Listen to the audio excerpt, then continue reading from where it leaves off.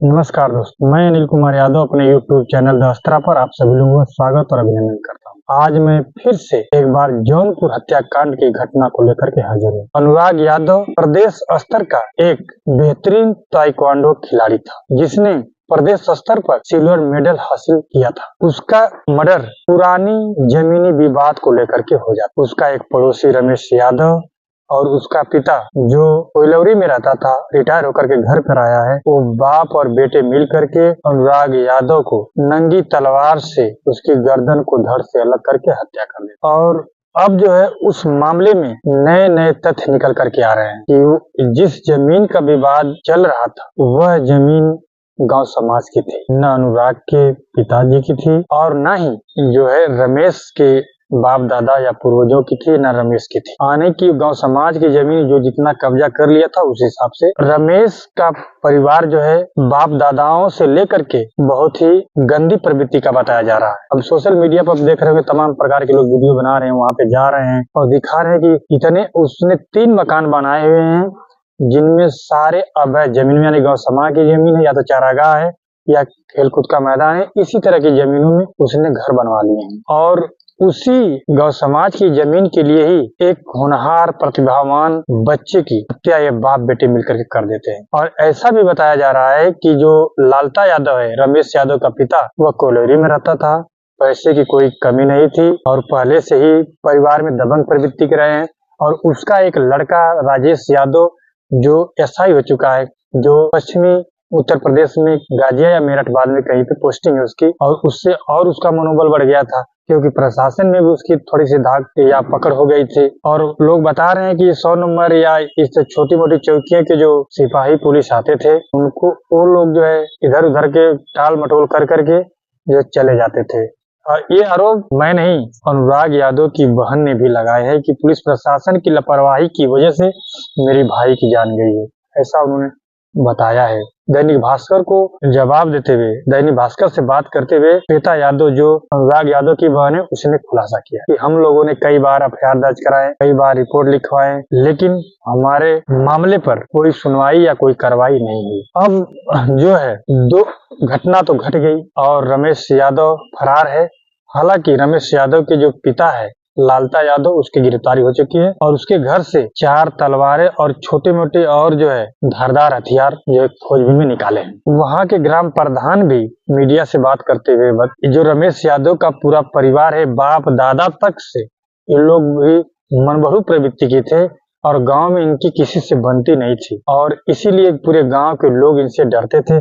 2-4 घर को छोड़ करके सारे गांव को ये लोग दबा के रखे हुए थे। और उसने बताया कि मैं भी जो ये मकान, नया वाला मकान बन रहा है, अनुराग यादव के घर के पीछे बन रहा था, उस मकान जो आबादी में बन रहा था उसको मैं मना करने के लिए आया था, लेकिन मनबड़ी प्रवृत्ति के लोग नहीं माने। इसलिए जो है अब तक कोई पुलिस एक्शन भी कोई नहीं लिया गया और न कोई कार्रवाई हुई। और जब से उसका पिता लालता यादव रिटायर होकर के आया है, तब से 18 मुकदमे अनुराग यादव के परिवार पर कर चुका है, यानी उनके बड़े पापा, दादा या और भी जो लोग हैं उनके ऊपर किया हुआ है इसी जमीनी को विवाद को लेकर के, उसी गांव समाज की जमीन को लेकर के। अगर आप देखेंगे कि वह लगभग 1-1.5 बीघे में जो है वह गांव समाज की जमीन को कब्जा किया हुआ है और 3 मकान उसके बने हुए हैं। जो एक नया मकान बन रहा है अनुराग यादव के घर के पीछे, उसी भी जमीनी विवाद को लेकर के यह घटना घटी है। अब तो अनुराग यादव इस दुनिया में नहीं रहा, भारत का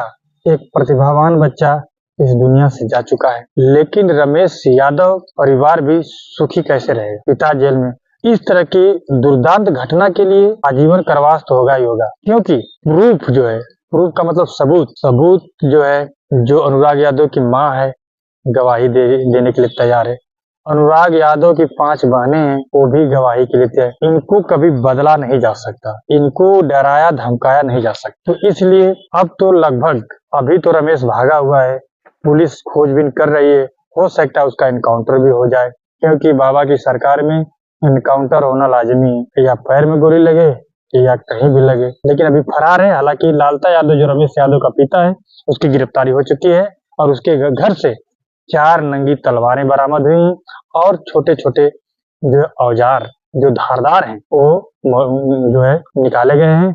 और ऐसा लग रहा है कि उसकी हत्या करने का ये लोग पहले से मानसिकता बना चुके थे। और जो उसके घर में राजेश यादव जो एसआई है, इस घटना को अंजाम देने में भी जहां तक लोगों का कहना है कि उसका भी योगदान है। बता रहे हैं कि वह छुट्टी पर आया था तो यह धमकी देकर गया था कि हम लोग जान से मार देंगे। तो भाई वो प्रशासन में है तो उसकी पहुंच पकड़ थोड़ी ज्यादा होगी। तो ये देखा जाए तो रमेश यादव जितना गुनाहगार है उतना ही राजेश यादव भी गुनाहगार है। लोग अनुराग यादव के परिवार के लोग ये मांग कर रहे हैं कि राजेश यादव को नौकरी से निकाला जाए, बर्खास्त किया जाए और रमेश यादव को मौत की सजा हो, उसका एनकाउंटर किया जाए। लालता यादव, रमेश यादव के जो अवैध में 2 मकान बने हुए हैं गांव समाज की जमीन पर, खेलकूद के मैदान में बने हुए, उन पर बाबा आदित्यनाथ योगी जी का बुलडोजर चलाया जाए। इस तरह की डिमांड अनुराग यादव के परिजन कर रहे हैं। तो दोस्तों, आप लोग से निवेदन है कि इस घटना से आप सीख रखिए। इस छोटी सी रंजिश के लिए आप किसी की बगिया, किसी की गूंथ सुनी न करें। आज अनुराग यादव का परिवार बर्बाद हो चुका क्योंकि अब उसके कुल का चिराग नहीं रहा, क्योंकि वो अपने माता पिता के लड़कों में इकलौती संतान था। हालांकि उसके 5 बहनें थी। आज वह भाई इस दुनिया में नहीं है, लेकिन जब सावन का महीना आएगा और जब राखी का त्योहार आएगा तो उन 5 बहनों पर क्या बीतेगी आप अंदाजा लगा सकते, क्योंकि उस दिन जिसके भाई नहीं होते हैं उन बहनों से पूछिएगा कि कितनी पीड़ा होती है। और उधर रमेश यादव को परिवार भी बर्बाद तो होगा ही होगा। अभी उसके खोजबीन, गिरफ्तारियां, धरपकड़, क्योंकि उसके परिवार के सारे सदस्य घर से भाग चुके हैं। प्रशासन लगा हुआ है, खोजबीन जारी है, गिरफ्तारियां होंगी, पकड़े जाएंगे और उसमें कानूनी प्रक्रिया में सजा क्या होगी, आजीवन कारावास तो लगभग तय है। और अगर नहीं सरेंडर करते हैं, नहीं पकड़े जाते हैं तो आगे क्या क्या कार्रवाइयां होंगी ये तो कानूनी प्रक्रिया है। लेकिन रमेश यादव का परिवार भी अब सुखी नहीं रहेगा। उसका परिवार, उसका घर भी बर्बाद होगा। अनुराग यादव का तो बर्बाद हो गया। दोस्तों, मैं इस घटना से काफी आहत कि बताइए, एक इतना अच्छा होनहार लड़का जो प्रदेश स्तर पर अपनी धाक जमा रहा था और नाम अपने परिवार का, कुल का रोशन कर रहा था, उसकी हत्या वो भी पुश्तैनी जमीन को लेकर के नहीं, अपने नाम की जमीन को लेकर के नहीं, बल्कि एक आबादी, अवैध जमीन को लेकर के कर दी जाती है।